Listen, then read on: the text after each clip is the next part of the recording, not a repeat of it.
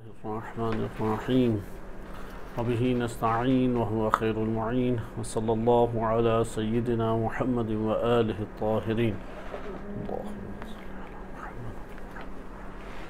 अखलाक़ इस्लामी के मौजू पे आपकी खिदमत में अल-काफ़ी से किताबुल ईमान वल कुफ़्र व किताबुद दुआ के ज़िम्न में वारिद होने वाली अहादीस पेश की जा रही थी। आज हम जिस चैप्टर का आगाज़ कर रहे हैं वो बाबो फ़ितरतुल ख़ल्क़ अला तौहीद है। ये किताबुल ईमान वल कुफ़्र का चैप्टर है और इसके अंदर हमारे पास तकरीबन ज़ाहिरन 3 अहादीस मुबारका मौजूद हैं और तकरीबन चार अहादीस मुबारका ज़ाहिरी तौर पर हमारे पास मौजूद हैं और इन अहादीस में अक्सर बेशतर मोतबर और सही सनद अहादीस हैं। हम कोशिश करेंगे कि इन चारों अहादीस का पहले मुतालिया किया जाए और इसके बाद इसकी शरह की तरफ इंशाअल्लाह अज़ीज़ आते हैं। अल-काफ़ी में ये बाब इसकी पहली हदीस भी सही सनद हदीस है और दूसरी हदीस भी, जैसे कि अल्लामा मजलिसी रहमतुल्लाह अलैह ने भी इसको हसन और सही दर्जे की अहादीस करार दिया है कि पहली हदीस सही सनद है, दूसरी हदीस यानी पहली हदीस को हसन दर्जे की और दूसरी हदीस को, इन चार में से दूसरी हदीस को सही और मुअतबर हदीस और तीसरी हदीस को भी सही हदीस करार दिया है, जबकि चौथी हदीस हसन हदीस है। इसका ये मतलब है हसन हदीस भी काबिल कबूल अहादीस होती हैं। सही हदीस वो कहलाती है कि जिसमें तमाम सनद के रावी वो आदिल भी हैं, इमामी भी हैं और सिलसिला रुवात का जो सिलसिला है वो आपस में एक दूसरे से मुत्तसिल भी है। जबकि हसन दर्जे की वो हदीस होती है कि जिसमें अदालत की क़ैद मौजूद नहीं है, इमामी इस्नाअशरी हैं या अपने ज़माने में के इमाम की मारिफत रखने वाले हैं रावी और मुत्तसिल हैं रावी एक दूसरे के साथ ज़माने के एतबार से या तबक़ात के एतबार से। अलबत्ता अदालत की बजाय मदह उनकी वारिद हुई है। हसन हदीस भी मुहद्दिसीन की निगाह में मोतबर शुमार की जाती है, अगरचे सही हदीस दर्जे के एतबार से औलवियत रखती है, फ़ौक़ियत रखती है, क्योंकि उसमें आदिल रावी हैं सारे। हमारे पास ये बात आई कि इन 4 हदीसों में 2 हदीसें हमारे पास हसन दर्जे की और 2 हदीसें सही सनद हैं। इससे आप इस मौजू का अंदाज़ा लगा सकते हैं कि ये मौजू किस कदर अहमियत का हामिल है। तौहीद शेख सदूक रहमतुल्लाह अलैह में ये तमाम की तमाम अहादीस वारिद हुई हैं और इसके अलावा और दीगर अहादीस भी हैं। उसमें हमारे पास जो अहादीस की तादाद है वो 10 पहुँच जाती है। 10 अहादीस उसमें मज़कूर हैं। हम उनमें से भी बाज़ को इंशाअल्लाह देखेंगे। आए पहले हम हदीस नंबर 1 का मुशाहिदा करते हैं। हदीस नंबर 1, जिसमें सारे के सारे रावी जो हैं वो मोतबर हैं, इमामी हैं और अलबत्ता हसन दर्जे की अल्लामा मजलिसी रहमतुल्लाह अलैह के मुताबिक है, लेकिन मोतबर हदीस हैं।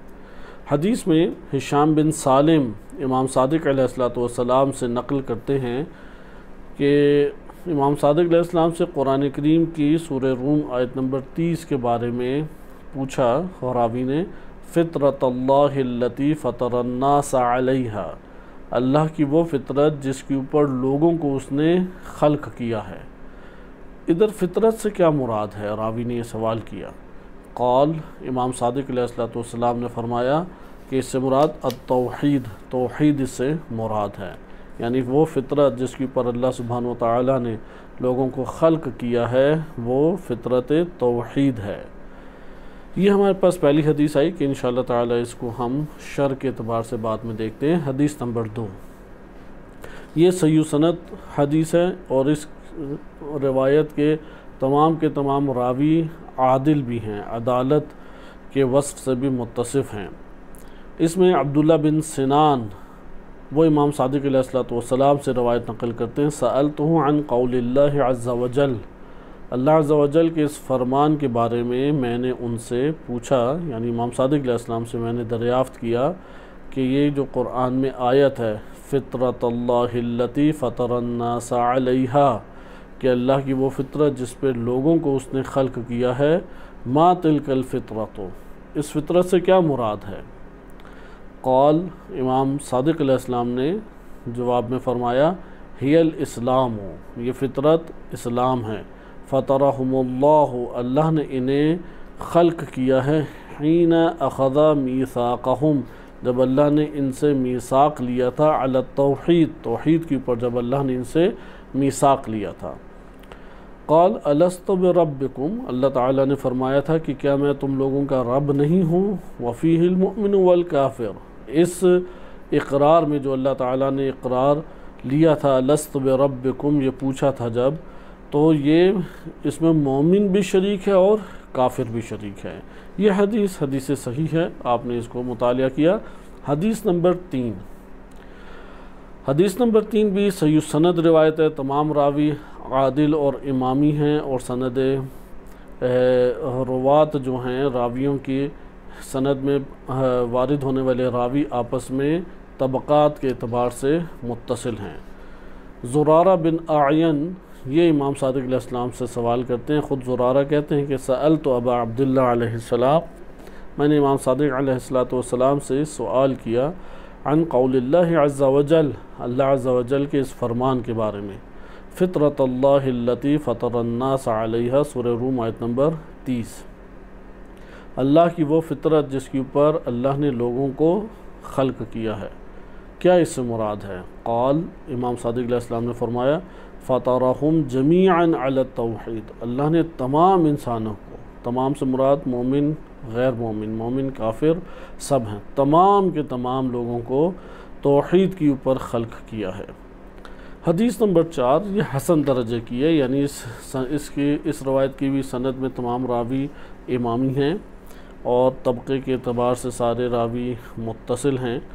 इसमें ज़ुरारा इमाम बाक़िर अलैहिस्सलाम से इसी रवायत को नकल करते हैं, कहते हैं कि सअल्तहु अन क़ौलिल्लाहि अज़्ज़ा वजल हुनफ़ा लिल्लाहि गैर मुशरिकीन बिह, कि मैंने इमाम बाक़िर अलैहिस्सलाम से अल्लाह अज़्ज़ा वजल के इस फ़रमान के बारे में सवाल किया कि आयत करीमा में वारिद हुआ है कि हुनफ़ा लिल्लाहि, कि अल्लाह सुब्हानहु व तआला के लिए, हुनफ़ा का लफ्ज़ हम तर्जमा नहीं करते, इसी तरह रहने देते हैं क्योंकि आगे इमाम मासूम ने ख़ुद तर्जमा किया है। हुनफ़ा लिल्लाहि, अल्लाह के लिए हनीफियत करार देते हुए, गैर मुशरिकीन बिह, और अल्लाह के साथ किसी किस्म का ये शिर्क करने वालों में से नहीं है। तो इधर रावी ने सवाल किया है हुनफ़ा के बारे में। हुनफ़ा क्या है, कलमे हनीफियत, हुनफ़ा, हनीफ क्या है। इमाम सादिक़ अलैहिस्सलाम ने जवाब में फ़रमाया, अल हनीफियतु मिनल फ़ितरा अल्लती फ़तरल्लाहु अन्नास अलैहा, के फ़ितरत, हनीफियत से मुराद फ़ितरत है, हुनफ़ा लिल्लाह यानी फ़ितरतन लिल्लाह, कि अल्लाह के लिए ये फ़ितरत है जो जिसके ऊपर अल्लाह ने, यानी फ़ितरत का मालिक अल्लाह की ज़ात है जिसने इसके ऊपर लोगों को खल्क़ किया है। इधर भी इसी तरीके से है कि हनीफियत यानी फ़ितरत जिसके ऊपर अल्लाह ने लोगों को खल्क़ किया। ला तब्दील लिखल्क़िल्लाह, अल्लाह की इस खिलक़त में किसी किस्म की तब्दीली मुमकिन नहीं है, इसलिए फ़ितरत को तब्दील करना मुमकिन नहीं है। हिजाब डाले जा सकते हैं फ़ितरत के ऊपर तरह तरह के गुनाहों को करके आलूदा इंसान अपने नफ्स को जब करता है तो मुख्तलिफ़ किस्म के पर्दे और रुकावटें ईजाद की जा सकती हैं, लेकिन फ़ितरत तब्दील नहीं हो सकती।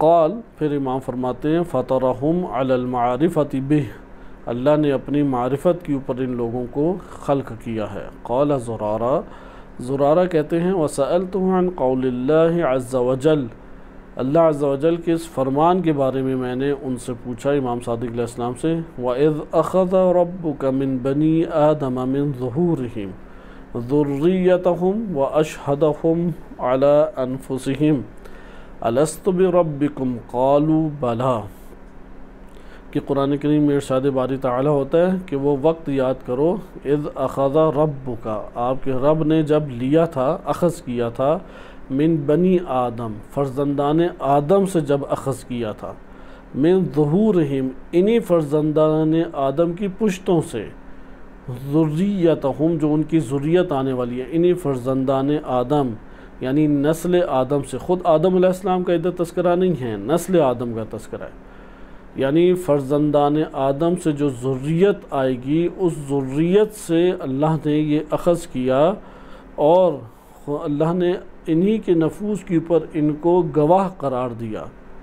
और क्या अख़ज़ किया, ये बात अख़ज़ की, यानी ये बात अल्लाह ताला ने उनसे मनवाई और इसके ऊपर उन्हें गवाह भी अपने वजूद के ऊपर उन्हें करार दिया, अलस्तु बिरब्बिकुम, क्या मैं तुम्हारा रब नहीं हूँ। तो इमाम सादिक़ अलैहिस्सलाम फरमाते हैं ज़ुरारा ने इस आयत के बारे में सवाल किया था। इस आयत से मुताल्लिक़ जवाब में इमाम सादिक़ अलैहिस्सलाम फरमाते हैं अख़रज मिन ज़हर आदम ज़ुर्रियतहु इला यौमिल क़ियामा, रोज़ क़यामत तक आदम अलैहिस्सलाम की ज़ुर्रियत जो आदम अलैहिस्सलाम की पुश्त से आएगी, अख़रज मिन ज़हर आदम, लेकिन आयत में क्या लफ्ज़ है, मिन बनी आदम। तो इस मिन बनी आदम की तफसीर इमाम अलैहिस्सलाम इस तरीके से फरमा रहे हैं कि अल्लाह ने आदम अलैहिस्सलाम की पुश्त से उनकी ज़ुर्रियत जो ता क़यामत आनी है उसको निकाला। फ़ख़रजू कज़्ज़र्र, तो वो जब निकले तो छोटे छोटे ज़र्रात के मानिंद थे। मानिंद इधर तशबीह दी गई है, ये नहीं कहा कि छोटे छोटे ज़र्रात थे, इधर भी दिक्कत करने की ज़रूर। एक दिक्कत यह है कि क़ुरआन मिन बनी आदम कह रहा है, लेकिन रिवायत जो है वो मिन आदम कह रही है, मिन ज़हर आदम कह रही है, लेकिन क़ुरआन जो है मिन ज़हूरहिम कह रहा है। मिन ज़हूरहिम यानी बनी आदम की पुश्तों से उनकी ज़ुर्रियत को निकाला। लेकिन हदीस जो बयान कर रही है वो यह है कि आदम अलैहिस्सलाम की पुश्त से अल्लाह ने निकाला उनकी ज़ुर्रियत को। फिर फ़ख़रजू कज़्ज़र्र, वो जब निकले तो मानिंद थे ज़र्रात के, ज़र्रात की मानिंद थे, ज़र्रात नहीं थे। बाज़ लोग ये समझते हैं कि आलम ज़र इसी से नाम मारूफ़ है, तो उधर ज़र्रात की शक्ल में ये सारी की सारी चीज़ें थी। नहीं, कहा कि ज़र्रात से मुशाबे शबाहत ज़र्रात से दी गई है, ज़र्रात करार नहीं दिया गया।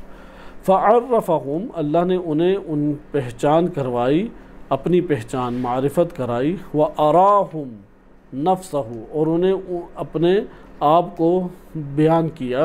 अराहुम यानी अपना आप दिखाया उन्हें। वलौला ज़ालिका, अगर ये ना होता, लम यअरिफ़ अहदुन रब्बहु, तो कोई एक भी अपने रब को ना पहचान सकता। वक़ाल, इमाम सादिक़ अलैहिस्सलाम आगे फरमाते हैं, क़ाल रसूलुल्लाह सल्लल्लाहु अलैहि व आलिहि, रसूलुल्लाह सल्लल्लाहु अलैहि वसल्लम ने फरमाया, कुल्लु मौलूदिन यूलदु अलल फितरत, हर पैदा होने वाला बच्चा वो फितरत के ऊपर पैदा किया जाता है, यानी अल मारिफा, फितरत से इधर क्या मुराद है, मारिफत इलाही पर। बेअन्नल, वो मारिफत क्या है, बेअन्नल्लाह अज़्ज़ व जल्ल खालिक़हु, कि अल्लाह अज़्ज़ व जल इसका खालिक है, इसके ऊपर उसे पैदा किया जाता है। कज़ालिका क़ौलुहु, और यही फरमान कुरान करीम में भी वारिद हुआ है, वला इन सअल्तहुम मन खलक़स समावाति वल अर्द, अगर आप इनसे पूछें कि आसमानों और ज़मीन को किसने खल्क़ किया है, ला यक़ूलुन्न अल्लाह, तो फ़ौरन ज़रूर बज़रूर ये कहेंगे अल्लाह, अल्लाह है कि जिसने इन्हें खल्क़ किया है। ये 4 हदीसें हमारे पास थीं। आए हम इनमें एक दो हदीसों का इजाफ़ा करते हैं कि जिसमें कुछ इख्तिलाफ़ हमारे सामने मुमकिन है कि मतलब के इन्वान से उजागर हो जाए, यानी और मतलब हमारे लिए ज़ाहिर हो जाए। इसमें 10 हदीसें तौहीद शेख सदूक में मैं हदीस नंबर 8 आपकी खिदमत में पढ़ रहा हूँ कि ज़ुरारा कहते हैं, मैंने इमाम बाक़िर अलैहिस्सलाम से ये पूछा, असलहक अल्लाह, अल्लाह आपकी इस्लाह फरमाए, कि क़ौलुल्लाहि अज़्ज़ व जल्ल फ़ी किताबिही, उसकी किताब में अल्लाह अज़्ज़ व जल का जो ये फ़रमान है, फ़ितरतल्लाहि अल्लती फ़तरन्नास अलैहा, इससे क्या मुराद है। तो इमाम बाक़िर अलैहिस्सलाम ने फरमाया, फ़तरहुम अला तौहीद इंदल मीसाक़ अला मारिफ़तिही, जब मीसाक़ और अहद व पैमान अल्लाह ने लिया था तो उस वक्त इन अपनी मारिफत के ऊपर अल्लाह ने मीसाक़ बांधा था, अपनी मारिफत उन्हें कहलवाई थी और इसी का मीसाक़ लिया था, लस्तु बिरब्बिकुम कह के। तो इस तौहीद के ऊपर अल्लाह ने इन सब को खल्क़ किया। और वो फिर क्या था, यानी फ़तरहुम अला तौहीद इंदल मीसाक़ अला फ़ितरतिही, फ़तरहुम अला तौहीद कि अल्लाह ने इनको अपनी तौहीद के ऊपर खल किया मीसाक़ के वक्त, कि जब अपनी मारिफत, मीसाक़ किसके मुतालिक था, अपनी मारिफत के ऊपर मीसाक़ और अहद व पैमान अल्लाह ने बांधा। और क्या कहा, अन्नहुम रब्बुहुम, कि वो मीसाक़ ये था कि अल्लाह इनका रब है। कुल तो मैंने, ज़ुरारा कहते सवाल किया, व ख़ातबूहु, कि उन्होंने अल्लाह से फिर कलाम किया, गुफ्तगू की। फ़तअतअ रअसहु, तो इमाम अलैहिस्सलाम ने तअता कलिमा जो इस्तेमाल होता है वो सर झुकाने के माना में आता है, कि हरकत देते हैं नीचे की तरफ करते हुए, सर को ऊपर नीचे करते हुए। तो इमाम अलैहिस्सलाम ने फिर आगे फरमाया, इससे आगे बयान किया, यानी तअता सर झुका लेने को या नीचे करना, इससे मुराद है लुगत के एतबार से, कि इसका ये मतलब है कि इमाम अलैहिस्सलाम ने तस्लीम गोया के किया, यानी इन लोगों ने जो अल्लाह ताला ने अपनी आप की पहचान और मारिफत कराई, उन लोगों ने भी इस मारिफत को ले लिया, यानी वही बला की तरफ इशारा है। अलस्तु बिरब्बिकुम क़ालू बला, उन सब ने क्या कहा, बला। तअतअ रअसहु, इमाम अलैहिस्सलाम ने यानी उसकी तायीद की कि बिल्कुल ऐसा, कि उन्होंने अल्लाह सुब्हानहु व तआला से फिर खिताब करते हुए कबूल किया। सुम्मा क़ाल लौला ज़ालिका, फिर इमाम सादिक़ अलैहिस्सलाम फरमाते हैं, अगर ये ना होता, लम यअलमू मन रब्बुहुम वला मन राज़िक़ुहुम, तो अगर ये ना होता तो इन्हें ना पता लगता इनका रब कौन है और इनका राज़िक़ कौन है। ये हमारे पास रवायत इस इन्वान से आ गई। इसमें हदीस नंबर 10 को हम देखें कि उसमें नबी सल्लल्लाहु अलैहि वसल्लम फरमाते हैं, ला तज़रिबू अत्फ़ालकुम अला बुकाइहिम, अपने बच्चों को उनके रोने के ऊपर मत मारो। फ़इन्ना बुकाअहुम अर्बअता अशहुरिन, के 4 महीने जो हैं वो बच्चे, यानी पैदाइश के बाद की बात है, वो रोते हैं। तो जब रोते हैं तो उनका रोना क्या है, इन्ना बुकाअहुम, 4 महीने उनका रोना दर हकीकत ये गवाही है, शहादत अल्ला इलाहा इल्लल्लाह, ला इलाहा इल्लल्लाह की गवाही है। और 4 महीने नबी सल्लल्लाहु अलैहि के ऊपर, नबी और उनकी आल के ऊपर दरूद है। व अर्बअतु अशहुरिन दुआ ले वालिदैन, और वो अपने वालिदैन के लिए उनकी दुआ शुमार की जाती है। ये आपने मुलाहिज़ा की अहादीस कि जो हमारे यहाँ कुतुब, मोतबर कुतुब में वारिद हुई हैं। ये बाब और भी तोलानी हैं फ़ितरत के इन्वान से, कि और हमारे पास भी हदीसें हैं, कि अभी हम उन अहादीस की तरफ मुंतकिल नहीं होते, और क्योंकि उन अहादीस में इमामत को भी इसमें से एक नौ करार दिया गया है, या इमामत को भी फितरी तकाज़ों में रखा गया है, मुआद को भी फितरी तकाज़ों में रखा गया है। हम इन नोयत की अभी रवायात से सरफ़ नज़र करते हैं, क्योंकि अभी तक जो हमने बयान पढ़ा है तकरीबन इस सारे पे अहले सुन्नत कुतुब भी मुत्तफ़िक़ हैं, अहले सुन्नत कुतुब में भी इसी तरीके से वारिद हुआ है। शर की तरफ हम इसके आते हैं, क्योंकि आपने अल-काफ़ी से अहादीस का मुतालिया किया और इस मतलब को जाना। अब हम अगले मरहले में दाखिल होते हैं। कलमे फ़ितरत का मतलब क्या है? सबसे पहले हम इस कलमे की लुग़वी तहक़ीक़ मद्देनज़र रखें और उसका मुतालिया करें, क्योंकि फ़ितरत जो है ये एक ख़ास नौइयत की शनाख्त, ख़ास नौइयत की पहचान, ख़ास नौइयत की मालूमात का नाम है। ऐसी मालूमात कि जो इक्तिसाबी नहीं है, जो कस्ब नहीं की गई, यानी इंसानी नफ्स के अंदर उसकी खिलकत के साथ ही अल्लाह ताला ने उसे इम्तिजाज दे दिया, खल्त कर दी हैं, मिक्स कर दी हैं। इसलिए इंसानी नफ्स इन मालूमात से जुदा नहीं हो सकता और मालूमात इंसानी नफ्स से जुदा नहीं हो सकती, इसलिए इसको कस्ब करने की ज़रूरत नहीं है। ये तो इंसान के बदन की खिलकत से भी पहले अल्लाह सुब्हानहु व तआला ने उसके वजूद के अंदर ज़र्रात या उसके जो इब्तदाई अनासिर हैं उसमें ये मालूमात करार दे दी। आए हम तफसीली मौजू में दाखिल होने से पहले लुग़त के ज़ैल में इसका तज़किरा मुतालिया करते हैं। मौजूमुल मक़ायिस लुग़ा जो क़दीमी तरीन हमारी लुग़ात में से है, उसमें इब्न फारिस बयान करते हैं फ़तरा अस्लुन सहीहुन यदुल्लु अला फ़त्ह शैइन।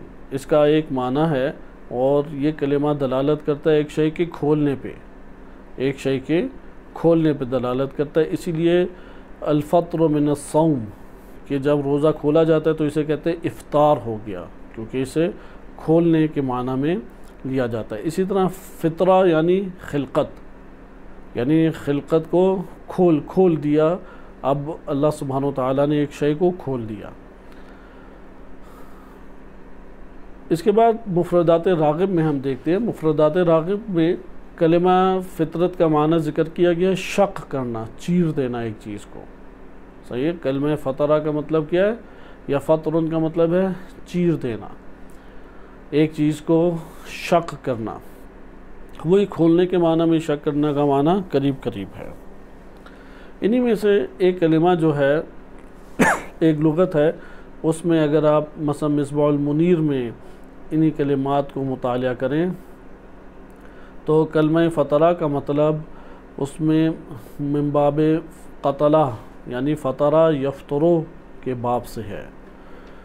तो और फ़ितरत इसी से कसरा के साथ इस्म के तौर के ऊपर आती है, और उन्होंने इसको बहरहाल इस तरीके से वाज़े तौर पे ज़िक्र नहीं, यानी खलक़हुम माना किया, खल्क़ करने के माना में इसे ज़िक्र किया। लेकिन वो जो हमने असली दो माना ज़िक्र किए हैं कि मौजबुल मक़ायिस लुग़ा में खोल देना और मुफ़रदात राग़िब में चीरने के माना में आता है, शक करने के माना में आता है, वो इधर तज़किरा नहीं है, इधर खल्क़ करने के माना के ऊपर इन्होंने ज़िक्र किया। क्योंकि ये इख्तलाफ हमारे पास ख़ुद अहले लुग़त के दरमियान एक मबना के तहत इख्तलाफ है कि किसी और वक्त इंशाअल्लाह ताला इसका तज़किरा किया जाएगा, वरना बुनियादी तौर पे इसका लुग़वी मतलब यही है कि खोल देना, चीर देना, फ़ासले को ख़ास तरीके से बर्पा करना, इस माना के अंदर ये कलिमा इस्तेमाल होता है, और खल्क़ भी इसी से ताबीर है।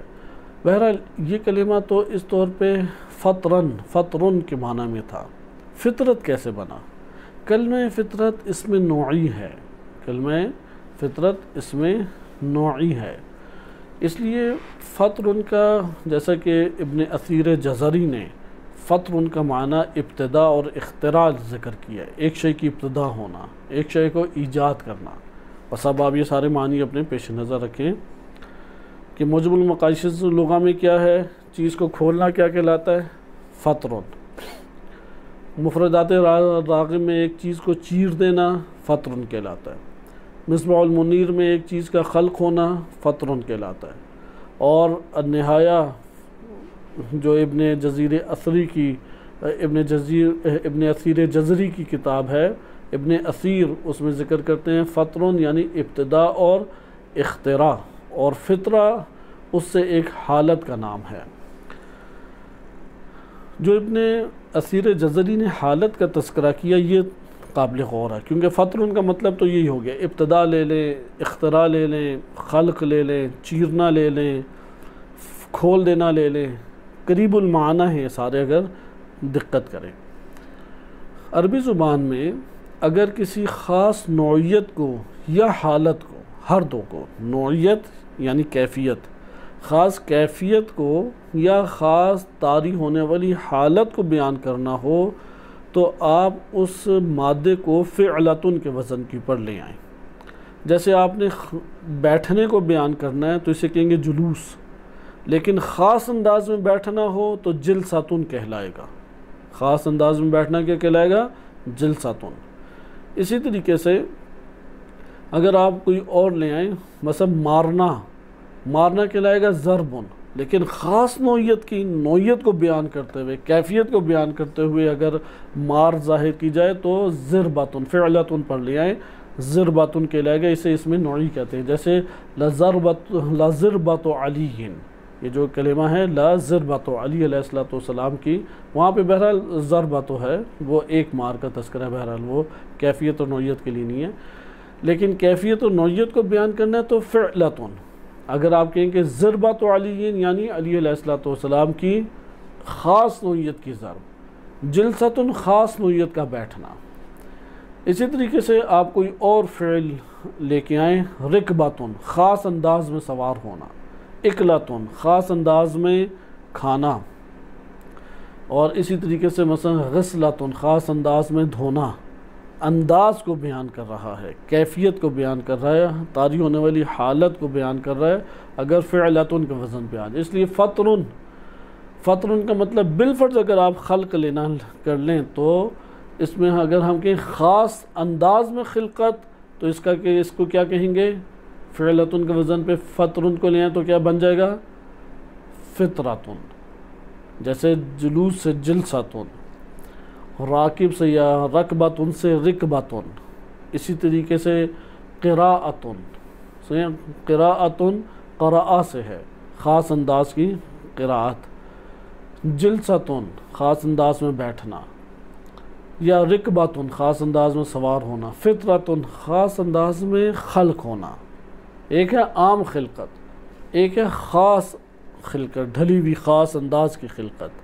तो फ़ितरतुन है ख़ास अंदाज की खिलकत। इसको एक और मिसाल से शेख मुताहिर रहमतुल्लाह अलैह ने सीरत नबवी में सीरत का माना बयान करते हुए भी यही ज़िक्र किया है। सैरुन कहते हैं चलना, चलने को क्या कहते हैं, सैर। लेकिन ख़ास अंदाज में चलना वो क्या कहलाएगा, फ़िअलतुन के वज़न के ऊपर ले आए तो क्या कहलाएगा, सीरतुन। इसलिए सीरत इसमें नौई है, फ़ितरतुन इसमें नौई है, जिलसतुन इसमें नौई है। इसलिए अगर हम मसलन सीरत, क्यों सीरत को सीरत कहते हैं, खाना तो सारे ही खाते हैं, लेकिन वो ख़ास अंदाज़ जो नबी सल्लल्लाहु अलैहि वसल्लम और उनकी इत्तिबा में आइमे अताहार अलैहिस्सलाम का था, उस ख़ास अंदाज़ को क्या कहा जाएगा, सीरत। सोते तो सारे ही हैं, सोने के अमल को नौम कहा जाता है, लेकिन वो ख़ास अंदाज़ जो सोने का नबी सल्लल्लाहु अलैहि वसल्लम ने इख्तियार किया, उसको इख्तियार करना क्या, सीरत कहलाएगा। इसी तरीके से ज़िंदगी सारी बसर करते हैं, लेकिन उस तरह की ज़िंदगी बसर करना कि जैसे नबी सल्लल्लाहु अलैहि वसल्लम ने बसर की, वो क्या कहलाएगी, सीरत कहलाएगी। बस फ़ितरत भी ख़ास अंदाज से एक शय को ईजाद करना, ख़ास अंदाज से एक शय को खल्क़ करना, ये फ़ितरत कहलाएगा। लिहाजा फ़ितरत के अंदर चूँकि वो अंदाज़ और कैफियत और वो हालत वो खिलकत के साथ ही मौजूद है, इस वजह से वो उससे जुदा भी नहीं हो सकती, इसलिए वो जुदा भी इंसान से कतन नहीं हो सकती। ये हमारे पास एक बयान था कि जिसमें आपने लुग़तन मुशाहिदा किया, लुग़तन आपने मुलाहिज़ा किया कि फ़ितरत का हमारे पास क्या माना बनता है। आए अब हम कुरान करीम के मानी में वारिद होते हैं कि कुरान ने वाज़े तौर पे कहा, फ़ितरतल्लाहिल्लती फ़तरन्नास अलैहा, अल्लाह की ये वो फ़ितरत है जिसके ऊपर अल्लाह ने लोगों का आगाज़ किया है, इब्तिदा के माने में था, या लोगों को खोला है, लोगों की खिलकत को खोला है, लोगों के वजूद को खोला है। या अगर आप शक करने का माना ले लें कि अल्लाह सुब्हानो तआला ने इस तौर पे खिलकत को शक किया है, इंसानों की खिलकत को इस तौर पे शक किया। फ़ितरतल्लाहिल्लती फ़तरन्नास अलैहा, यानी वो अंदाज़, वो ख़ास स्ट्रक्चर, वो ख़ास हालत जिसके ऊपर अल्लाह ने लोगों को ईजाद किया, लोगों को खल्क़ किया, लोगों की इब्तिदा की, ये जो ख़ास अंदाज़ है ये फ़ितरत कहलाएगा। कुरान करीम ने फ़ितरत से क्या मुराद लिया है, ये हमें मुअतबर अहादीस हाके सही बयान करती हैं। जैसे आपने देखा कि इस आयत करीमा की तफसीर में मुअतबर और सही सनद रिवायात हैं हमारे पास। फ़ितरतल्लाहिल्लती फ़तरन्नास अलैहा, इससे क्या मुराद है, सही सनद रिवायत अल-काफ़ी में आप पढ़ चुके हैं, तौहीद मुराद है। फिर अगली रवायत, क्योंकि ये मुख्तलिफ़ रावियों से, एक जगह हिशाम बिन सालिम से है, दूसरी जगह आपने देखा अब्दुल्ला बिन सिनान से है, तीसरी जगह आपने देखा ज़ुरारा बिन आयन से है, इसलिए ये मशहूर या तवातुर के दर्जे के ऊपर पहुँची हुई हदीस बन जाती है। अगर आप बकिया भी तुरुक इसके लेके आएँ कि करीब करीब तवातुर के ये मुस्तफ़ीज़ रवायात हैं, यानी ये आइमे अहले बैत अलैहिस्सलाम से इंसान को इत्मीनान नफ्स में हासिल हो जाता है कि ये अहले बैत अलैहिस्सलाम से ये सादिर हुई हैं। लेकिन सब रवायतों में आप देखें तौहीद, इस्लाम उसका तज़किरा है, लेकिन कौन सी तौहीद, ये बहुत मुहिम है, इसकी यहाँ पे हमें तशरीह चाहिए। लेकिन तशरीह में वारिद होने से पहले एक अहम नुक्ता इसके कुछ मुतरादिफ़ात हैं, वो भी हमें अहादीस मुबारका जो मोतबर अहादीस है उससे पता लगा कि इसके कुछ मुतरादिफ़ात हैं। इनमें पहला इसका मुतरादिफ़ है कलमा हनीफ, क्योंकि हुनफ़ा लिल्लाह गैर मुशरिकीन बिह, ये जो कुरान करीम की आयत है हुनफ़ा लिल्लाह, इधर हनीफियत के बारे में रावी ने सवाल किया तो इमाम सादिक़ अलैहिस्सलाम ने क्या फ़रमाया, अल हनीफियत, उससे क्या मुराद है, फ़ितरत इलाही, फ़ितरत इलाही मुराद है। बस यहाँ पे हम ये कह सकते हैं कि फ़ितरत इलाही का कुरान करीम में जो मुतरादिफ़ या हम माना आया है लफ्ज़, वो क्या है, हनीफियत आया है, यानी खालिस तौहीद हनीफियत। यह सिबगतुल्लाह भी, सिबगा कहते हैं रंग को, सिबगतुल्लाह भी बाज़ हमारे पास बयानात हैं, उससे हमें साबित होता है कि सिबगतुल्लाह भी इसी माना में इस्तेमाल किया गया है। यहाँ पे हम अब आगे बहस को लेके चलते हैं और अब फ़ितरत को इसी रिवायत के ज़रिए से शर आपकी खिदमत में ज़िक्र की जाएगी। लेकिन 2-3 नुकात, अहम नुकात, क्योंकि हमने पहले रवायात पढ़ी, रवायात के बाद आयात 2 से 3 आयात करीमा में इसका तस्करा है, जैसे इज़्ज़त समा उन फ़तरत, ये कुरान करीम में तस्करा वारिद हुआ है, या इसी तरीके से क़ालत रसुलुहुम अफ़िल्लाहि शक्कुन फ़ातिरिस समावाति वल अर्द, सूरह इब्राहीम में इरशाद बारी ताला होता है। कुरान में 4 जगहों पे तकरीबन ये कलेमा अपने मुश्तक़ात के साथ इस्तेमाल हुआ है, लेकिन हमारे पेश नज़र बकिया जगह नहीं है। फ़ातिर कलेमा सही है, फ़ातिर समावात वल अर्द, लेकिन हम जिस आयत को मद्देनज़र रख रहे हैं वो है फ़ितरतल्लाहिल्लती फ़तरन्नास अलैहा, क्योंकि बकिया जगहों पे इन्फ़ितार या फ़ातिर होने के अतबार से तस्करा है, फ़ितरत का तस्करा नहीं है। फ़ितरत बकिया मुश्तक़ात से जुदा हो जाता है। बिल्कुल इसी तरीके से सैरुन कहते हैं चलना, साइर चलने वाला, यसीर वो चलता है, सारा वो चला था। लेकिन जब हम कहते हैं सीरतुन तो इधर इस्तिमरार भी है और ख़ास नोयत का बयान भी है। ये 2 मानी आपने साथ जम कर लेंगे, यानी चलना लेकिन ख़ास अंदाज में, और वो ख़ास अंदाज बरकरार भी रहे। ये 3 हमारे पास पहलू कलमा सीरतुन से सामने आ जाते हैं, फ़ितरतुन से भी यही सामने आने चाहिए। नंबर 1 फ़ितरतुन यानी खिलकत, फ़ितरतुन में दूसरा माना क्या आ जाएगा फ़ौरन सामने, ख़ास नोयत की खिलकत। ख़ास नोयत की खिलकत बाकी भी रहे, ला तब्दील फ़ी खल्क़िल्लाह या लिखल्क़िल्लाह, ला तब्दील लिखल्क़िल्लाह, अल्लाह की इस खिलकत में तब्दीली मुमकिन नहीं है, मुहाल है, यानी ये बाकी है, ये बरकरार है, ये मुस्तमिर रहने वाली खसूसियत है। लिहाजा ये जो खसूसियत हमने कलमे के साथ ज़ाहिर हुई अरबी लुग़त और अरबी क़वायद की रोशनी में कि ख़ास अंदाज में ढली हुई खिलकत, तो ये बाकी भी रहने वाली है, ये मिट नहीं सकती, ये ख़त्म नहीं हो सकती, दब सकती है। इसके ऊपर मुख्तलिफ़ हिजाब चढ़ाए जा सकते हैं, आलूदा किया जा सकता है, फरामोश किया जा सकता है, गफलत बरती जा सकती है, लेकिन जुदा इंसानी नफ्स से नहीं की जा सकती, मिटाया नहीं जा सकता। यही वजह है कि जब इस दुनिया से इंसान रुखसत होगा, यही फितरत के तकाज़ों से फ़ौरन अल्लाह का इकरार करेगा वो। बहरहाल उस बहस में हम बाद में दाखिल होंगे।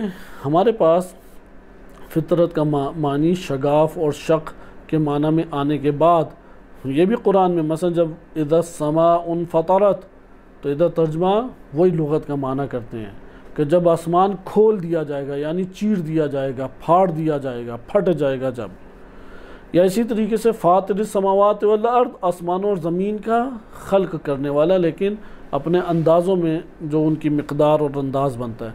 इनमें से जो अहम तरीन चीज़ है, आयात और रिवायात में कलमे फ़ितरत इंसान के अलावा किसी के लिए इस्तेमाल नहीं हुआ, इसलिए हम ये कह सकते हैं फ़ातिर कह के गैर इंसान की तरफ इशारा है कि अल्लाह ताला दूसरों का भी खालिक है। इसी तरीके से इन फ़तरत जैसे है, ये सिफ़त गैर इंसान के लिए आई है जैसे आसमान के लिए सिफ़त आई है, लेकिन फ़ितरत का कलेमा गैर इंसान के लिए आयात और रिवायात में इस्तेमाल नहीं हुआ। इसलिए कुरान करीम ने फ़कत इंसान के बारे में कहा, इसलिए ये आयत दिक्कत के काबिल आयत है। फ़ित्रतल्लाहिल्लती फ़तरन्नास अलैहा। अन्नास कहा है, अस्समा या समावात या अर्द या आसमान व ज़मीन, इनका तस्करा या मलाइका किसी और खिलकत का तस्करा नहीं है, फ़कत तस्करा है अल्लती फ़तरन्नास अलैहा, लोगों को अल्लाह ने इसके ऊपर खल्क किया है।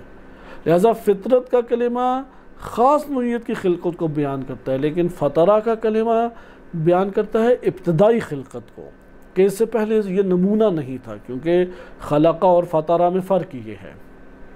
बाज़ ने खलक़ा का माना भी यही लिया कि बग़ैर किसी नमूने के खल्क कर देना, यानी बग़ैर किसी सोच बचार के, दिक्कत में पड़े, मनसूबा बंदी या प्लानिंग या उसका स्ट्रक्चर बनाए कि उससे पहले उसने जो एक डिज़ाइन किया होता है, इन सब चीज़ों के बग़ैर जो खिलकत होती है उसे खल्क करना कहा जाता है।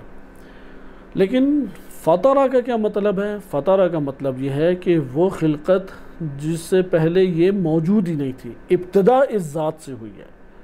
यानी फ़तरा या फ़ातिर के माना में इब्तिदा ही से अल्लाह ताला का एक शय को खल्क करना वो कहलाएगा। यानी इससे पहले, इस ज़ात से पहले किसी और ने इसको खल्क नहीं किया, इस ज़ात से पहले इसका वजूद नहीं था। इसलिए इब्तिदा का कलमा उसमें दरमियान में हम ऐड कर सकते हैं, यानी इस तरह से खल्क करना कि सबसे पहले इसी ज़ात से ये खिलकत सादिर हो रही है। लिहाजा आसमान बिला शक व शुबा इसलिए अल्लाह सुब्हानहू व तआला हर शय के लिए फ़ातिर है। तमाम अशिया सबसे पहले सादिर हुई हैं वो अल्लाह ताला ही से सादिर हुई हैं। लेकिन जब हम कलमे फ़ितरत में आते हैं तो कलमे फ़ितरत इससे जुदा हो जाता है। कलमे फ़ितरत में है कि ख़ास नौइयत की खिलकत, ख़ास अंदाज़ की खिलकत। अच्छा, ये इंसान के लिए क्यों ख़ास की गई? अब हम इधर से चंद मानी की तरफ लौटते हैं, चंद मानी की तरफ मुंतकिल होते हैं। पहला इसमें मतलब यह है कि फ़ितरत को कुरानी नज़रिए के जहद से देखें। कुरान और रवायात अहले बैत अलैहिस्सलाम ने जैसा बयान किया है, यानी वही की ज़ुबान से हम इसको पढ़ें, बाल्फाज़ दीगर कुरानी नज़रिया करार देते हुए इसको अख़ज़ करें। एक चीज़ है। दूसरी चीज़, जो फ़ितरत में अल्लाह सुब्हानहू व तआला ने हमारे तकाज़े रखे हैं, उन तकाज़ों को शुमार करें हम। क्या क्या वो तकाज़े हैं? नंबर 3, फ़ितरत के ज़रिए से जो तौहीद है, फ़ितरत के ज़रिए से जो मालूमात हैं, उनको गैर फ़ितरी मालूमात से जुदा साबित किया जाए। हम इन्हीं 2-3 पैरायों में आगे बात को बढ़ाएंगे। लिहाजा इसमें पहले अम्र की तरफ आ जाएं कि कुरानी नज़रिया फ़ितरत, उसका कुछ बयान अभी आप मुलाहिज़ा कर चुके। कुरान करीम की आयत से ये ज़ाहिर होता है कि जब अल्लाह सुब्हानहू व तआला ने इंसान की खिलकत को खल्क करना चाहा तो उसी वक्त इंसानों को उनके वजूद के अंदर अपनी मारिफत करार दी और मारिफत को उनके नफूस के साथ बांध दिया, गूंद दिया, खल्त कर दिया अपनी मारिफत को। ये जो मारिफत है ये मारिफत फ़ितरी कहलाएगी। और इस मारिफत के ऊपर अल्लाह ताला ने फिर गवाही भी ली, यानी कि जैसे कुरान की आयत है व अशहदहुम अला नफ्सिही, कि अल्लाह ने इसी के ऊपर गवाही लेते हुए उनसे ये इकरार लिया। ये जो इकरार लेना है, या ये हमारे पास जो कुरान करीम की आयत आती है, इस आयत से ये पता लगता है कि उन्होंने भी इसको कबूल किया और खुदावंद मुताल के इस तौहीदी अहद पैमान, जिसको हम तौहीदी अहद पैमान कह सकते हैं, इसको व अशहदहुम अला अनफुसिहिम है कि अल्लाह ने इन्हीं के नफूस के ऊपर इनसे गवाही भी ली। ये जो अल्लाह ताला का गवाही लेना है, इसको कुरान ने ज़िक्र किया। बस कुरान करीम की हम आयात के तनाजुर में ये कह सकते हैं कि कुरानी नज़रिए फ़ितरत ये है कि खिलकत इंसानी के अंदर अल्लाह ने अपनी इस नौइयत की मारिफत रखती है कि अल्लाह इनका रब है, इनका खालिक है, इनका राज़िक है। और इन्होंने भी फ़ौरन इस बात को कबूल किया था, फ़ौरन इस बात को कबूल किया। लिहाजा वह अशहदहुम अला अनफुसिहिम, या रवायत अहले बैत अलैहिस्सलाम के मुताबिक कि अल्लाह सुब्हानहू व तआला ने अपनी ज़ात व अराहुम नफ्सहू, अल्लाह ने अपने आप को इन्हें पहचानवाया, अपने आप को इनके सामने अल्लाह सुब्हानहू व तआला ने मारिफत के एतबार से रखा। और फिर कहा अल्लाह ताला ने अलस्तु बिरब्बिकुम, क्या मैं तुम्हारा रब नहीं हूँ? तो सब ने ये गवाही दी, कालू बला, यानी फ़ितरत के एतबार से सब गवाही कुरान करीम के मुताबिक दे चुके हैं कि अल्लाह रब है। अब यहाँ पे चंद सवाल पैदा होते हैं, क्योंकि कुरान की जो आयत है सूरह आराफ आयत नंबर 72 में ये तस्करा है, अलस्तु बिरब्बिकुम कालू बला शाहिदना, हम ये गवाह रहे हैं, शाहिदना कि हम इस बात की पर गवाह हैं, अन तक़ूलू यौमल क़ियामा, रोज़ क़यामत तुम लोग ये कहोगे कि इन्ना कुन्ना अन हाज़ा गाफ़िलीन, कि हम इस फ़ितरी तौहीद से गाफिल थे। यहाँ पे ये सवाल पैदा होगा कि अल्लाह सुब्हानहू व तआला ने ये कब इक़रार हमसे लिया। इसकी तशरीहात में कुछ इख्तलाफ है, इसके ऊपर हम इंशाअल्लाह ताला अगर अगले दर्स में हदीस नंबर 4 के ज़िम्न में इस बहस को मुतालिया कर सके तो मुतालिया करेंगे, क्योंकि हदीस नंबर 4 में बयान आलम ज़र का आ जाता है, उसी वक्त इसको पढ़ेंगे। लेकिन कुरानी तौहीद के हमारे पास खदो खाल नुमाया हो गए। कुरान करीम ने जो फ़ितरत को बयान किया है और फ़ितरत का नज़रिया करार दिया है, उससे मुराद तौहीद फ़ितरी लिया है अव्वल। नंबर 2, इसके ऊपर दलील जो है वो सूरह आराफ आयत नंबर 172 को करार दिया जा सकता है, जैसा कि मुअतबर हदीस में भी करार दिया गया है कि अल्लाह ने फ़र्जंदान आदम से ये अहद व पैमान लिया था और उनके नफूज़ को उन्हीं के ऊपर गवाह भी करार दिया था कि मैं क्या तुम्हारा रब नहीं हूँ। तो सब ने अपनी खिलकत के आगाज़ ही में इस बात की गवाही दी कि ए अल्लाह बिला शक व शुबा तू हमारा रब है। नंबर 3, यही मीसाक है, यानी अल्लाह को रब मानते हुए, उसे राज़िक और खालिक मानते हुए ज़िंदगी बसर करना और इस बात के इक़रार किए रखना, यही अहदो मीसाक है, ये तौहीदी अहदो मीसाक है। इसी को फ़ितरत से ताबीर किया गया है। ये हमारे पास जब इब्तदाई मरहला तय हो गया, यहाँ पे एक और चीज़, वैसे तो अल्लाह ताला ने हर खिलकत और हर ज़ात को इसी तरह बनाया है। ये जो मैं आपकी खिदमत में अब मिसाल पेश कर रहा हूँ, इससे आपके लिए फ़ितरत का माना ज़्यादा वाज़ेह हो जाएगा।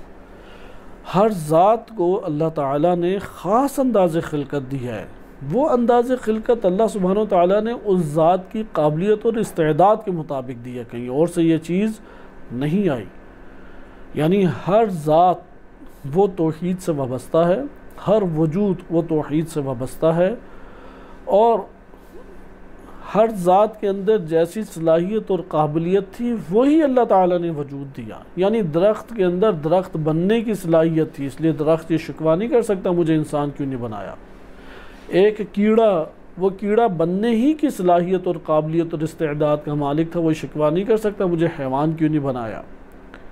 इसी तरीके से कोई इंसान ये शिकवा नहीं कर सकता कि मुझे मलाइका क्यों बनाया। इसलिए जो ज़ात जैसी सलाहियत रखती थी अल्लाह सुब्हानहू व तआला ने उसको वैसा खल्क कर दिया। लेकिन फ़ितरत का लफ्ज़ फ़कत इंसान के लिए इस्तेमाल किया, ये काबिल तवज्जो चीज़ है। इसलिए हम इसे नाम दे रहे हैं कि फ़ितरत का कुरानी तसव्वुर, फ़ितरत का कुरानी माना, फ़ितरत का कुरानी नज़रिया, ये नाम कुरान की वजह से हम ये दे रहे हैं। वाइल्ला अगर हम इससे सरफ़ नज़र करें, हर खिलकत ख़ास नौइयत की इस कायनात के अंदर खल्क है। कीड़े की ख़ास नौइयत है, दरख्त की ख़ास नौइयत है, हैवान की ख़ास नौइयत है, आसमान व ज़मीन की ख़ास नौइयत की खिलकतें, हर शय की ख़ास नौइयत के अंदर ढली हुई है। लेकिन अल्लाह ताला ने फ़ितरत का लफ्ज़ फ़कत इंसान के लिए इस्तेमाल किया, एक ख़ास माना को बयान करने के लिए। अब ये ख़ास नौइयत को आप ये समझें, इससे अंदाज़ा हो जाएगा कि वैसे तो सब के लिए ख़ास नौइयत है, लेकिन इंसान की ख़ास नौइयत की खिलकत को क्या करार दिया?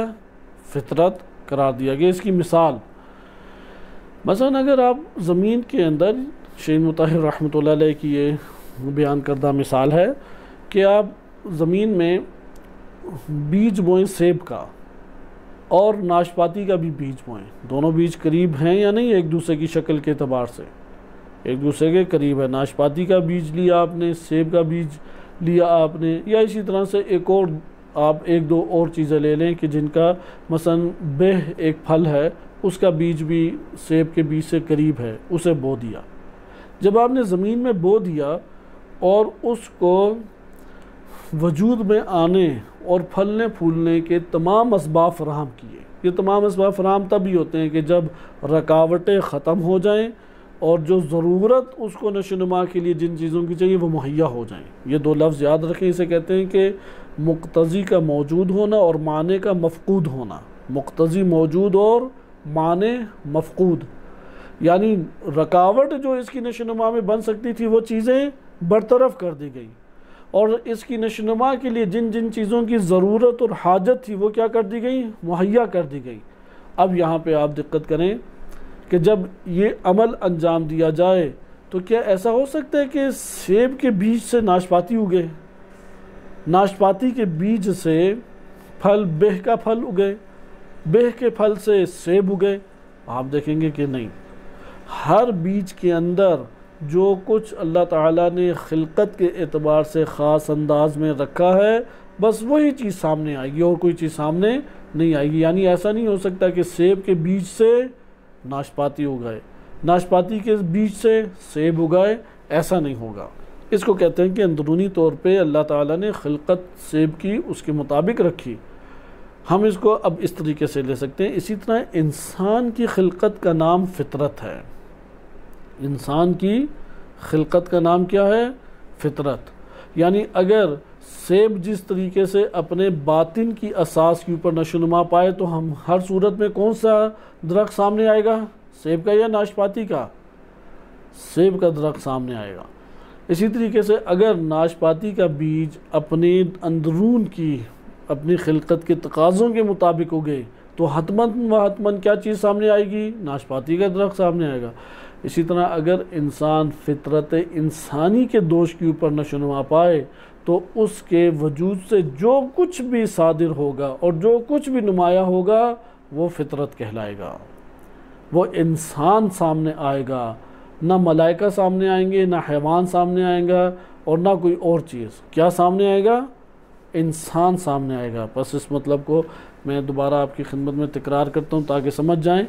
अगर सेब अपने बीज, सेब के बीज अपने अंदर की असास के ऊपर वो उगे तो कौन सा दरख्त बनेगा?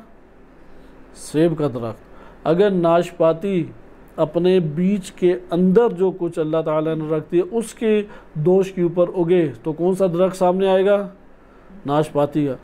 अगर इंसान अपने वजूद के अंदर अल्लाह ने जो उसके वजूद में फितरत करार दिया है अगर उसके ऊपर उगे या उसके ऊपर नशोनुमा इंसान पाए जो अल्लाह ने उसके वजूद में चीज़ें रख दी हैं, फितरत के इनवान से जो अल्लाह ने स्ट्रक्चर बनाया है, अगर फितरी तकाज़ों के मुताबिक इंसान की नशोनुमा हो तो फिर क्या चीज़ सामने आएगी?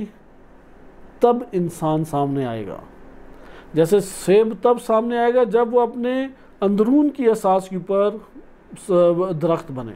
नाशपाती के बीज के अंदर जो अल्लाह ताला ने नाशपाती बनने के अनासिर रखे हैं उसी दोष के ऊपर अगर उसकी नशोनुमा हो तो नाशपाती सामने आएगी। इसी तरीके से इंसान की ख़ास खिलकत को फितरत कहा गया। अगर इंसान अपनी फितरत के तकाज़ों के ऊपर नशोनुमा पाए तो हतमन क्या सामने आएगा? इंसान सामने आएगा। क्या मतलब इंसान सामने आएगा? ना फरिश्ता सामने आएगा ना हैवान सामने आएगा। यानी ना उससे फरिश्तों वाले अमाल सादिर होंगे ना हैवानों वाले अमाल सादिर होंगे। उससे कौन से अमाल सादिर होंगे? इंसानों वाले अमाल सादिर होंगे। ये हमारे पास फितरत का एक माना बन जाता है कि जो आपने मुलाहिज़ा किया। हम इसमें एक और तौर पे आगे बढ़ते हैं और इसका जायज़ा लेते हैं कि इंसान जब इस दुनिया के अंदर आया तो आया इंसान एक सफ़ेद कतबे की मानिंद या एक सफ़ेद तख्ती की मानिंद था, सफ़ेद सफ़े की मानिंद था जिसके ऊपर कुछ भी नहीं लिखा हुआ था। यह ऐसा नहीं है कि जब इंसान इस दुनिया के अंदर आया अगरचे उसका नफ्स खाली था लेकिन उसके नफ्स के अंदर एक खुदादाद सलाहियतें भी थी और कुछ मालूमात भी फितरी थी। यहाँ पे हमारे पास जो नज़रिया आता है वो ये है कि इंसान कामिलन एक सफ़ेद सफ़े की मानिंद इस दुनिया में नहीं आया, बल्कि इंसान जब इस दुनिया के अंदर आया है तो उसके अंदर सलाहियतें और इस्तेदाद खिलकत के हमरा मौजूद थी और इन सलाहियतों और खिलकत के तकाज़ों में, इन सलाहियतों और इस्तेदाद के साथ ही इंसान राहों का इंतखाब करता है, अपने दुनिया के उमूर अंजाम देते हुए अपने रूह को, अपने नफ्स को नशोनमा देता है। यहाँ पे तौहीद फ़ितरी से यही मुराद है। इसलिए अम्बिया व आइमा अलैहिमुस्सलाम जब आए, उनका तरीक़ेकार बकिया लोगों से जुदा था। बकिया लोग क्या कहते हैं कि वो मालूमात का एक ढेर लगा के अफराद के नफ्स को पुर करना चाहते हैं और फिर ये तकाज़ा रखते हैं कि इन मालूमात का ऐसा असर बरपा हो कि नफ्स इन मालूमात के मुताबिक अमल करना शुरू कर दे। अम्बिया अलैहिमुस्सलाम का तरीक़ेकार कुछ मुख्तलिफ था। अम्बिया अलैहिमुस्सलाम वो मालूमात मज़ीद इस तौर पे नहीं देते थे कि, यानी मुराद यह कि इस तरह से फ़कत एक नफ्स को मालूमात के ढेर से भरने के ऊपर सारी की सारी तवज्जो मरकूज़ नहीं रखते थे, बल्कि जो मालूमात फ़ितरी तौर पे इंसान के पास मौजूद हैं उनको भड़काते थे, उनको उभारते थे। कैसे वो उभरेंगी? मिसाल के तौर पे एक दफ़ा ये होता है कि आपने एक जगह पे लकड़ियाँ इकट्ठी की और लकड़ियों के नीचे चंद कोयले हल्के से जले हुए थे, तो ऊपर जब आपने लकड़ियाँ रख दी तो अब वो कोयला तो नहीं, उसे आग लग रही, भड़क रही। तो बाज़ ये कहते हैं कि बाहर से आग ला के उन लकड़ियों के ऊपर डाल दी। एक ये तरीका है लकड़ियों को आग लगाने का, और एक ये है कि नहीं, इनके अंदर पहले से ही आग मौजूद है, उसको आपने मवाने हटाए, कुछ झाड़ियाँ हटाएं, कुछ हवा बंद थी उस राह को हटाया, और फिर उस आग जो अंदर मौजूद थी उसको हवा दी। हवा देने की वजह से वो आग जो है वो आस्ता आस्ता भड़क उठी और उसने तमाम की तमाम उस लकड़ी के वजूद को घेर लिया। यहाँ पे अम्बिया अलैहिमुस्सलाम का तरीका पहले वाला नहीं है, दूसरा है।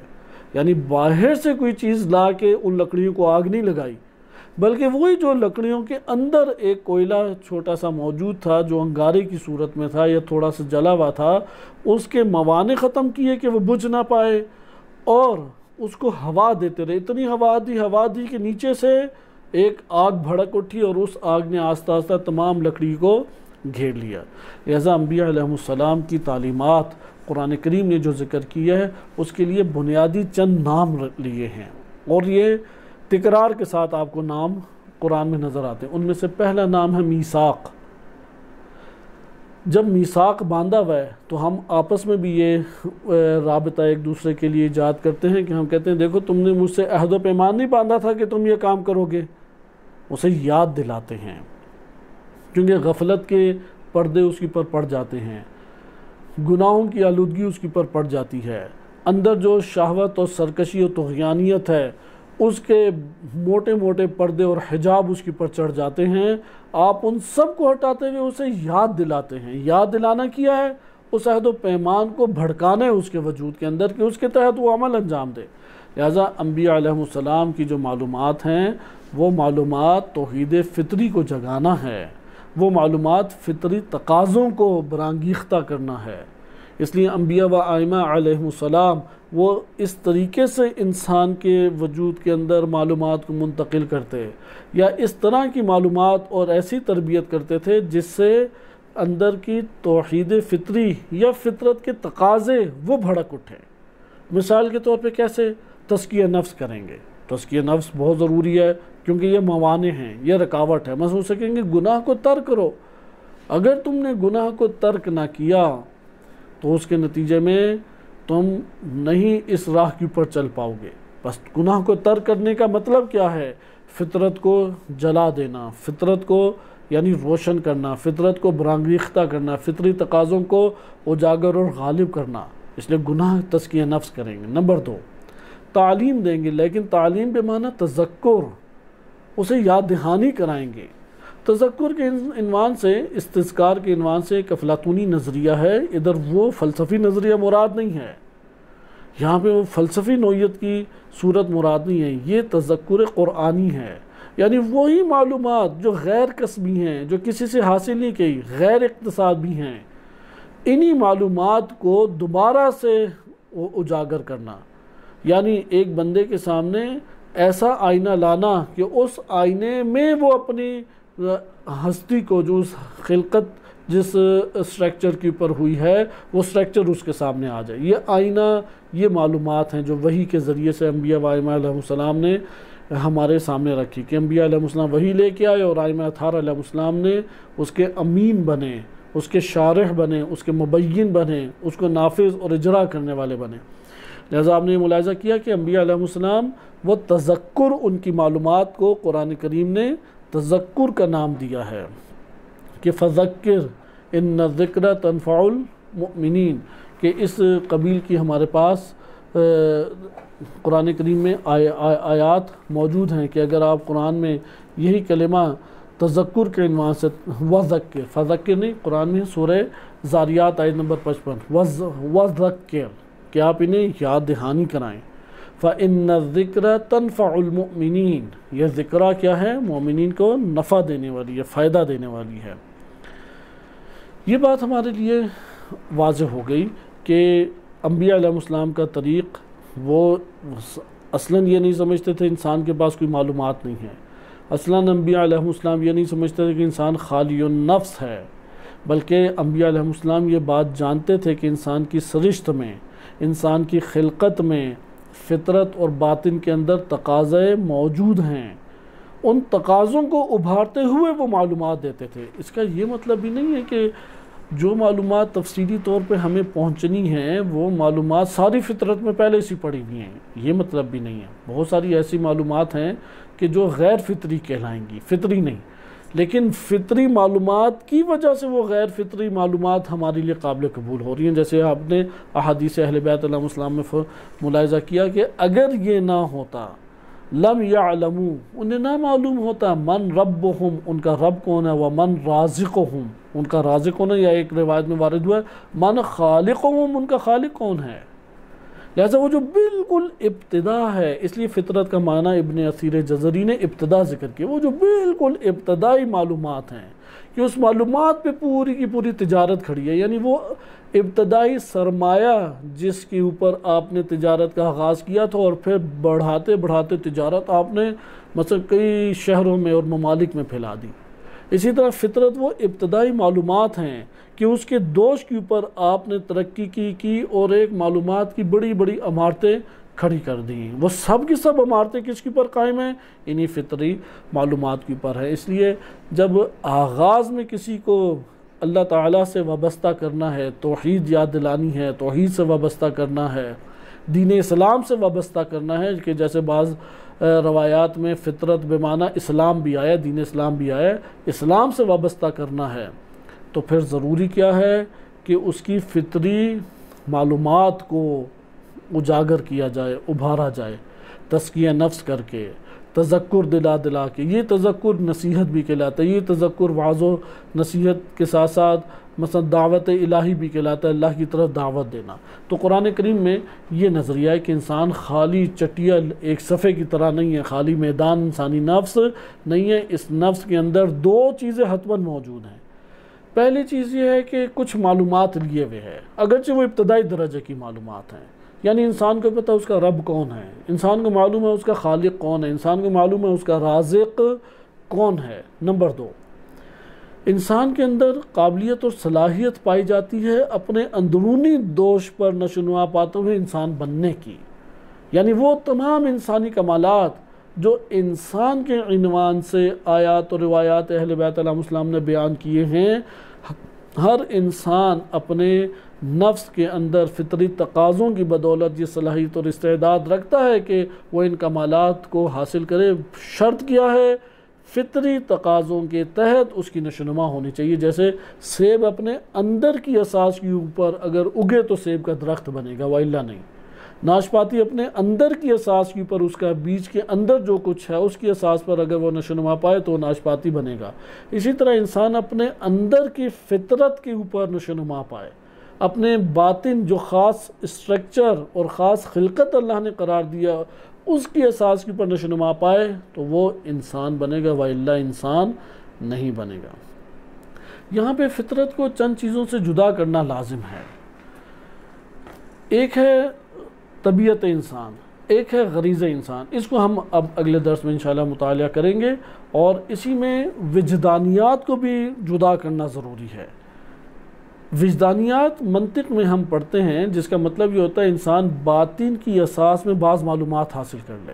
यानी बातनी हिस्स अंदर है, उस बातनी हिस्स की एहसास पर कुछ दर कर लेता है, इसे विजदान कहते हैं। मिसाल के तौर पे आप एक खलवत की जगह पे जाते हैं, तन्हाई है वहाँ पे ये एहसास अंदर करते हैं कि यहाँ पे ख़तरा मौजूद है।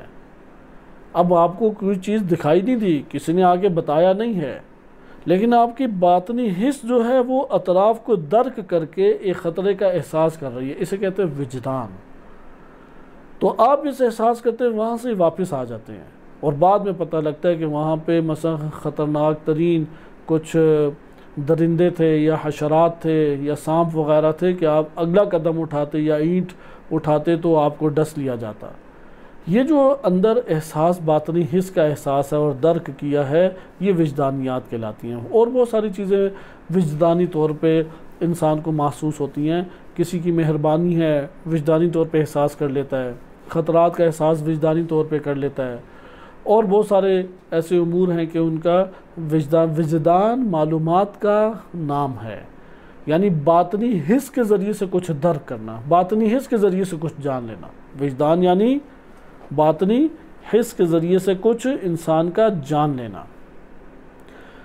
फितरत ये नहीं है, फितरत इस चीज़ का नाम नहीं है, क्योंकि फितरत बातिन की असास के ऊपर कुछ चीज़ों को दर्क करना या जानने का नाम कतन नहीं है, बल्कि फितरत से मुराद क्या है कि इंसान के वजूद में बैरूनी तौर पे किसी किस्म की तालीम और तदरीस नहीं हुई, किसी ने उसे तालीम नहीं दी, बल्कि इंसान अपनी खिलकत के तकाज़ों की वजह से एक बात को जान ले, फ़कत बातिन के एहसास पे नहीं, खिलकत के तकाज़ों, खिलकत के स्ट्रक्चर की वजह से एक बात को जान ले।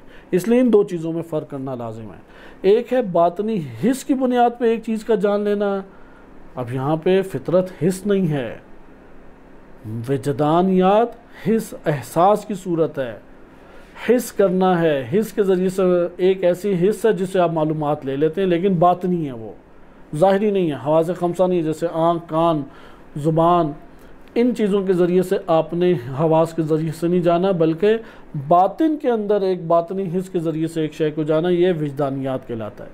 लेकिन फ़ितरत वो विजदानियात से जुदा है। फ़ितरत का मतलब ये होता है कि इंसान अपनी खिलकत जिस स्ट्रक्चर में, जिस कैफियत या जिस हालत में उसे खल्क किया गया है, उस हालत और उस स्ट्रक्चर की बुनियाद पे बाज़ मालूमात उसके पास होना जो ना उससे जुदा हो सकती हैं और ना उसको सिखाई जा सकती हैं, बल्कि वो हमेशा हमेशा उसके हमरा हैं और हमेशा हमरा रहेंगी।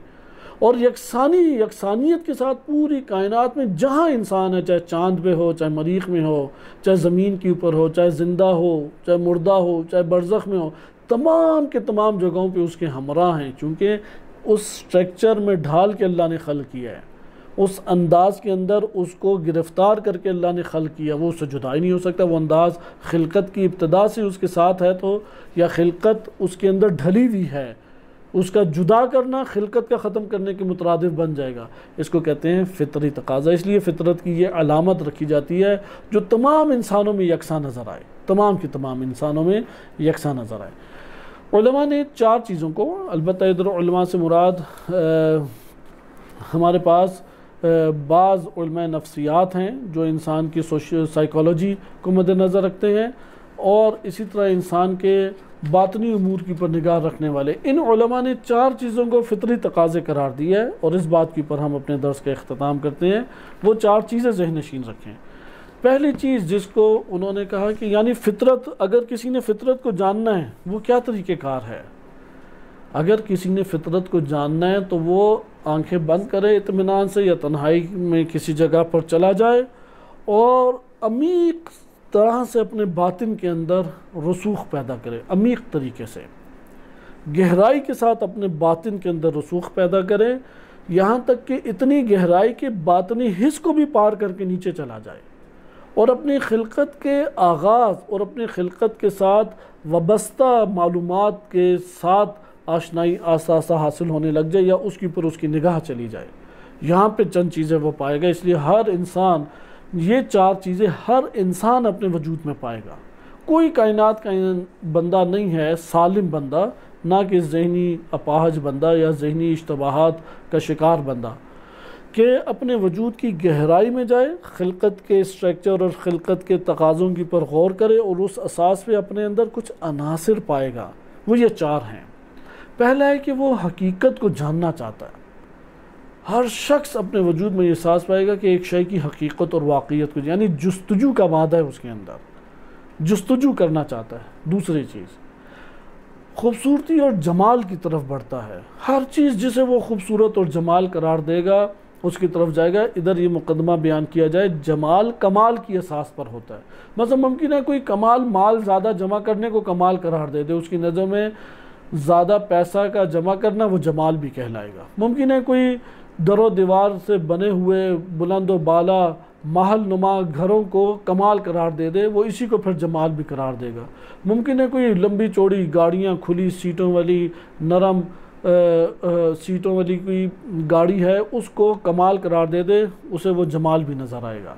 लिहाजा जमाल की तरफ इंसानी नफ्स खिंचता चला जाता है, ज़ीबाई, खूबसूरती। इसलिए हो नहीं सकता कि अल्लाह सुब्हान व तआला की तरफ कोई शय, कोई बंदा खिंचता हुआ जाए, जज्ब हो, लेकिन उसे जमाल इलाही नज़र ना आए। मुमकिन नहीं है। इन्नल्लाह जमीलुन युहिब्बुल जमाल, अल्लाह बहुत खूबसूरत है, जमील है, इसलिए जमाल से मोहब्बत करते हैं। दूसरी चीज़। तीसरी चीज़, खैर और फजीलत को वो शुमार कर लेगा, यानी जिस चीज़ में खैर है उसे कमाल करार देगा, जिस चीज़ में फजीलत है उसे करार देगा कि उसे मोहब्बत उससे करेगा या उसे फजीलत को कमाल शुमार करेगा। मसलन बुज़दिल इंसान भी शुजाअत को पसंद करेगा, चाहे वो काफिर हो या मुस्लिम हो।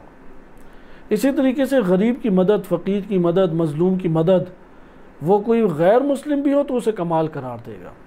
आप ये कह सकते हैं इब्तदाई अखलाकियात फितरी हैं, इसलिए तमाम जगहों पे आपको नुमाया नज़र आती है।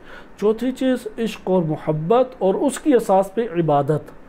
इश्क और मोहब्बत की असास पे इस मिक़दार की तवाज़ु और खुजू कि वो इबादत के दर्जे तक अंजाम दे दे, ये आपको तकाज़ों के अंदर नज़र आएगा। इंशाअल्लाह ताला इसको हम अगले दर्स में पढ़ेंगे। इसे खुदा शनासी, फितरी खुदा शनासी से ताबीर किया जाता है। ये जो 4 मैंने अनासिर आपकी खिदमत में ज़िक्र किए हैं, इसके अलावा भी चंद, यानी ये जो चारों चीज़ें हैं ये तौहीद फितरी को बयान करती है। तौहीद फितरी की असास के ऊपर ये 4 चीज़ें सामने आती हैं। यानी अगर कोई हकीकत और वाक़इयत की जुस्तजू करते हुए तौहीद को हासिल करना चाहे, ये तौहीद फितरी इसके अंदर जागी हुई है। कोई जमाल इलाही और ज़ीबाई की बुनियाद पर वो तौहीद से वाबस्ता हो जाए, ये तौहीद फितरी है।